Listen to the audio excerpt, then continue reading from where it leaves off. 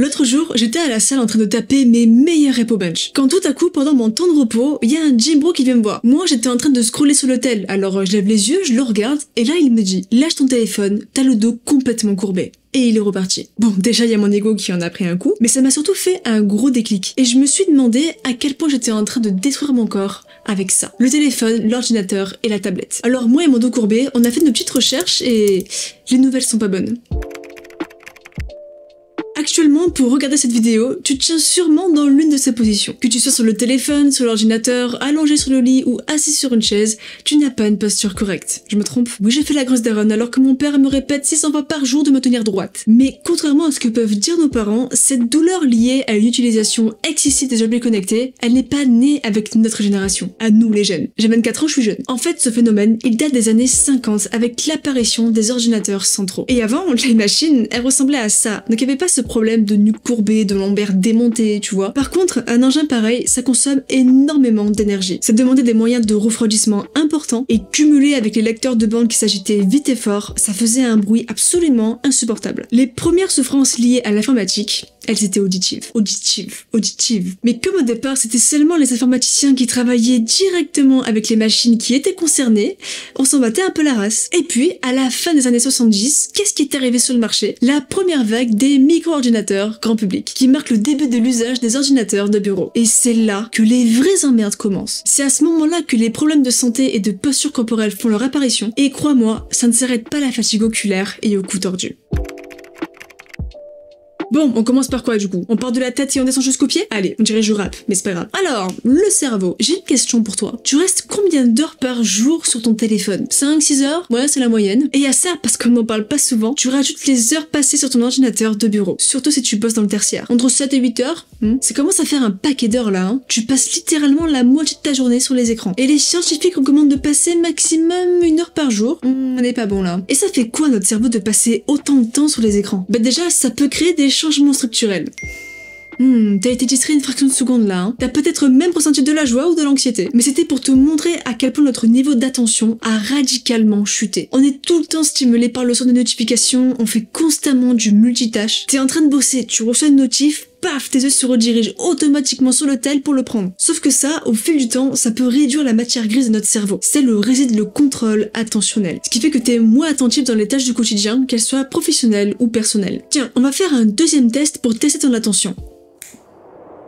Je vais pas te faire un discours éloquent sur le fait qu'il faut préserver la planète. Mais tu sais que les géants de la tech font partie des acteurs qui polluent le plus. Alors je vais te demander juste 30 secondes de ton attention pour te parler d'Infomaniac. Tu connais déjà sûrement, c'est l'alternative écologique et éthique aux GAFAM. Ça, les data centers, ça tourne en permanence et ça consomme beaucoup d'électricité. Infomaniac, qui est une entreprise suisse, s'est donc imposé en proposant des services exclusivement alimentés avec de l'énergie renouvelable. Le service le plus connu, c'est Swiss Transfer. Ça fonctionne comme WeTransfer, sauf que là, c'est 100% gratuit. Et tu peux transférer jusqu'à 50 gigas de fichiers. Voilà, c'est juste énorme. Je te mets le lien en description si tu veux tester. Et maintenant, on passe à la suite. Comment tu te sens quand ton mec ou ta meuf te prend la main? Quand tu vois un petit chat miauler dans la rue? C'est agréable, hein? Mais quand ton cerveau commence à être envahi d'informations comme les messages, les mèmes, les vidéos, il devient hyper stimulé par la dopamine. Ce qui fait que tu peux devenir moins réceptif aux choses simples de la vie, comme bouffer un beau Big Mac devant la télé. Pas cool ça non plus.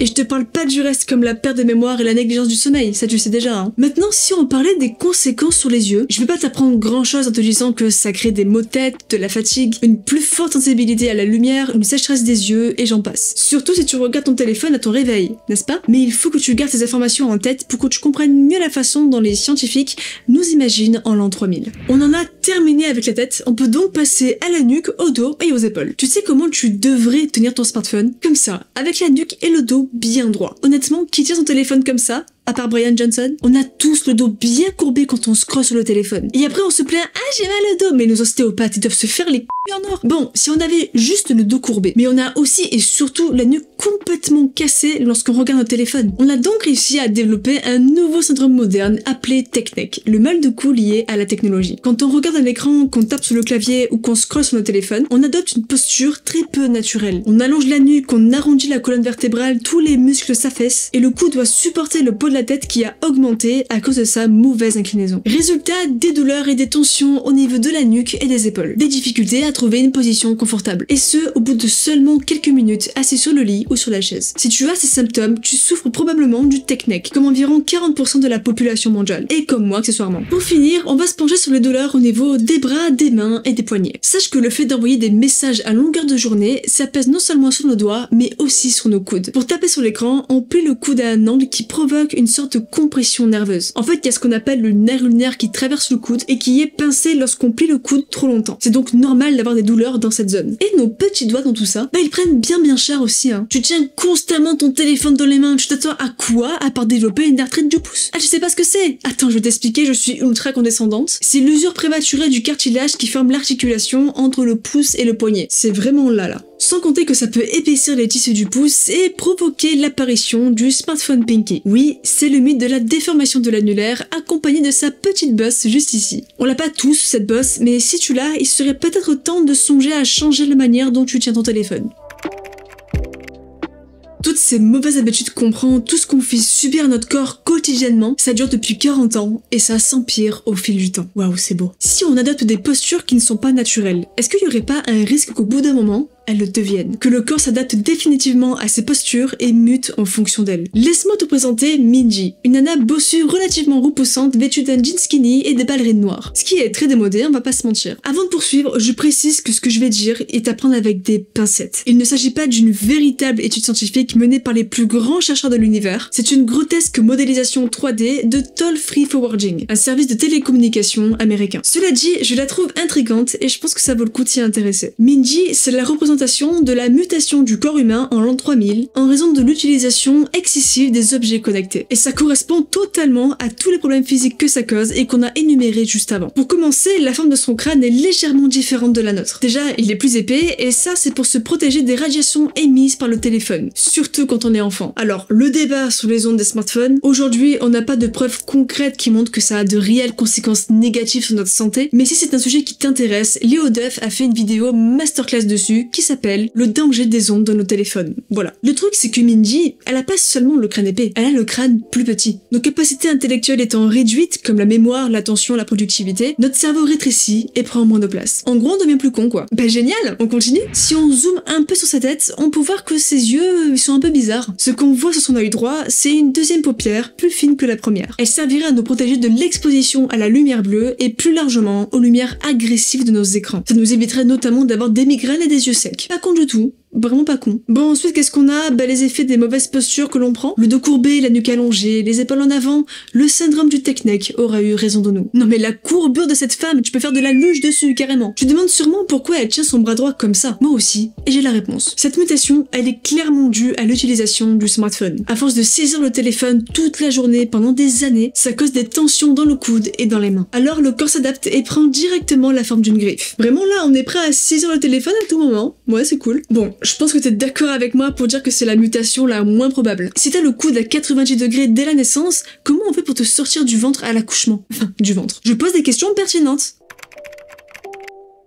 T'as envie de ressembler à Minji, toi? Non, t'as pas envie, moi non plus, mon Géco non plus. Donc je pense qu'il serait temps d'adopter les bons gestes dès aujourd'hui. Et pour ça, j'ai listé les meilleures solutions pour se soigner de ces douleurs informatiques. On commence par le cerveau encore? Allez, moi je suis chaude. Je te disais tout à l'heure que ça réduisait ton niveau d'attention et ton centre du plaisir. Alors tu vas me faire l'honneur, s'il te plaît, de désactiver toutes les notifications de toutes les applications, sur tous les réseaux sociaux. Les seules notifs que tu dois voir sur l'écran, c'est celles des SMS, des mails et des appels. C'est tout. Ça t'évitera d'être stimulé en permanence par des informations qui sont finalement dispensables à ta vie. D'ailleurs, en parlant de mail, Infomaniac a aussi sa propre messagerie gratuite. L'avantage, c'est que les données sont exclusivement hébergées en Suisse, et comme Infomaniac maîtrise son service de A à Z, c'est plus sécurisé et plus souverain. Et même lorsque je suis en train de bosser, j'active en plus le mode concentration. Ça me permet d'être notifié des appels uniquement. Puisque selon moi, si on veut vraiment t'informer de quelque chose d'urgent, ben on t'appelle. On te laisse pas un SMS ou un mail. Et tant que je n'ai pas fini ma tâche, je ne désactive pas le mode concentration. Discipline, voilà. Maintenant, imaginons que tu aies désactivé toutes les notifications, mais que tu vas volontairement sur les réseaux. Comment tu fais pour gérer ton temps d'écran? On a tous déjà été pris au piège. On va sur Insta pour répondre à nos messages et finalement, on se retrouve sur l'onglet Reels pendant 1 heure. C'est chiant, ouais.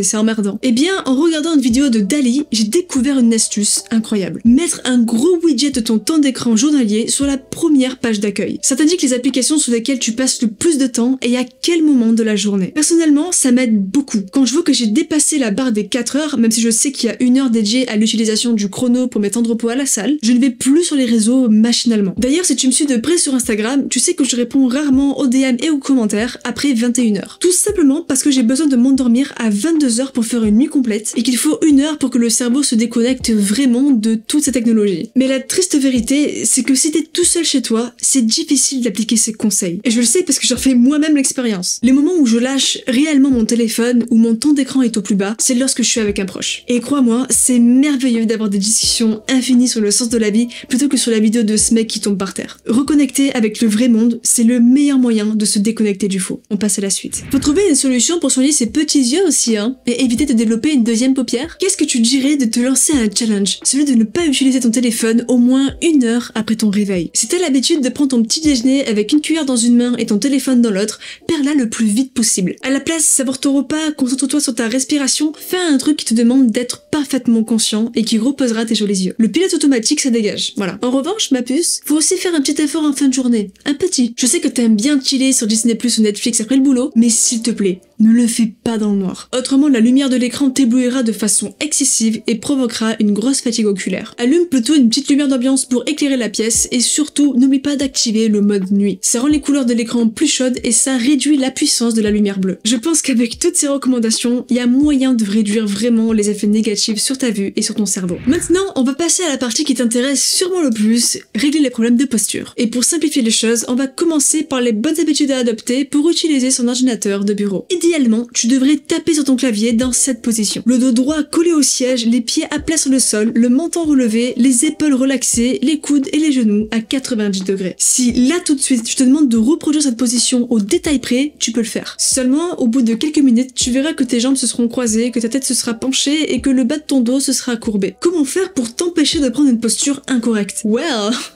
méthode de rappel. Colle un post-it sur ton bureau, active plusieurs alarmes sur ton téléphone, imprime la photo de Mindy ou juste prends l'habitude de corriger ta posture dès que tu remarques qu'elle n'est pas bonne. La plus grande difficulté, c'est de tenir sur le long terme. Tu verras, les premiers jours, tu seras plutôt assidu et au fil du temps, t'abandonneras lentement l'idée. Alors ne lâche pas et va jusqu'au bout du processus. Pour t'aider, tu peux évidemment investir dans un bon environnement de travail. Acheter une chaise ergonomique, un bureau assez haut, un support pour relever l'ordinateur à la hauteur de tes yeux. Et le petit truc qui a fait la différence pour moi, c'est ça. C'est un repose-poignet qui va t'éviter de poser le poignet directement sur le bureau et d'avoir une bosse qui commence à pousser exactement comme avec le smartphone Pinky. Je pense que c'est indispensable d'avoir ça pour les personnes qui passent leur journée sur l'ordinateur. Ça fait vraiment la différence. J'en ai un de la marque Fellows et ça fait bien le taf. Dernier remède pour soigner ces douleurs au bureau, c'est de faire des étirements. Alors, t'auras l'air un peu con aux yeux des autres si tu travailles en open space, mais tu sais quoi? On s'en branle complet. Toutes les 2 heures, tu te mets une alarme pour te rappeler de lever les yeux de l'écran et faire ces étirements pendant 5 minutes. Pour le bas du corps, 2 exercices. D'abord, tu vas placer ta jambe comme ceci et pencher le bas du dos vers l'avant entre 10 et 15 secondes. Et tu fais pareil de l'autre côté. Ensuite, tu viens tendre la jambe, le talon collé au sol et tu creuses encore légèrement le bas du dos pour te pencher en avant. Pense à bien souffler, à te relaxer et à te tenir bien droit. Pour soulager le bassin, cette fois tu te tiens droit sur ta chaise et t'enroules doucement de l'avant à l'arrière une bonne vingtaine de fois. Et enfin, concernant les cervicales, 2 exercices très simples. Le seul truc que tu dois garder en tête, c'est de maintenir les épaules bien basses.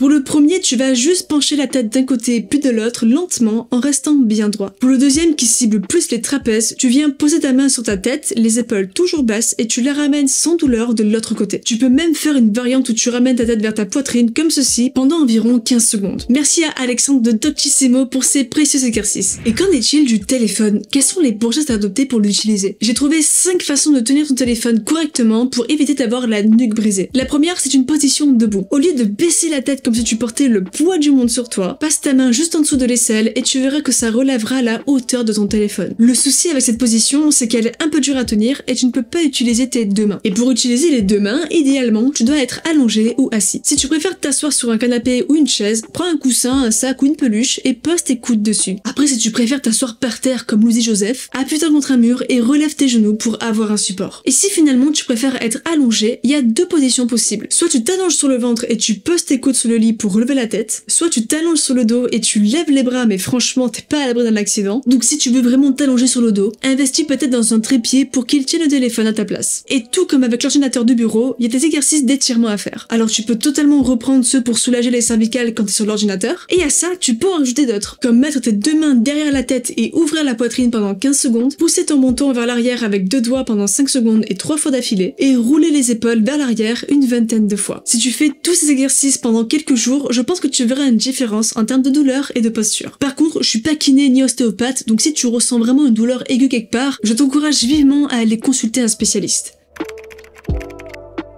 Je t'ai fait mal au crâne avec toutes ces informations, non? En même temps, je me voyais pas te lister tous les problèmes que les objets connectés nous causent et ne pas te donner les solutions. Cela dit, en y réfléchissant, il y aurait peut-être un moyen radical pour se débarrasser de toute cette douleur physique. Tu connais l'AI Pin? Apparemment, c'est le futur du smartphone. C'est un petit objet développé par des anciens de chez Apple et qui fonctionne au toucher, à la voix et au geste. Plus d'écran pour scroller, plus de clavier pour taper un message. Avec l'AI Pin, on perdrait cette habitude de pencher un peu trop la tête vers l'avant et de courber le dos comme un bossu pendant des heures. Mais il y a un autre objet connecté du futur dont tout le monde a entendu parler et qui pourrait aussi changer la donne. L'AI Pin est au smartphone ce que l'Apple Vision Pro est à l'ordinateur. En portant ce casque, tout est à la hauteur de nos yeux. Là aussi, plus de nuque brisée possible, plus de coude à 90 degrés et de bosse sur le petit doigt. On peut travailler debout, assis, allongé, sans faire le moindre effort. Ou presque. Quand on y pense, ces objets connectés se complètent super bien et suppriment pratiquement tous les désagréments physiques. Bon, après je te l'accorde, l'Apple Vision Pro pour la vue, c'est pas fou. Je sais pas si en l'an 3000 on ressemblera tous à Minji, mais ce que je sais, c'est qu'on tend vers une société où l'on veut minimiser les efforts physiques pour conserver, préserver le corps humain. Alors peut-être qu'on arrivera un jour à éradiquer ces douleurs informatiques. Merci à toi d'avoir regardé cette vidéo, merci à Infomaniac de l'avoir sponsorisée, et je te dis à la prochaine. Ciao.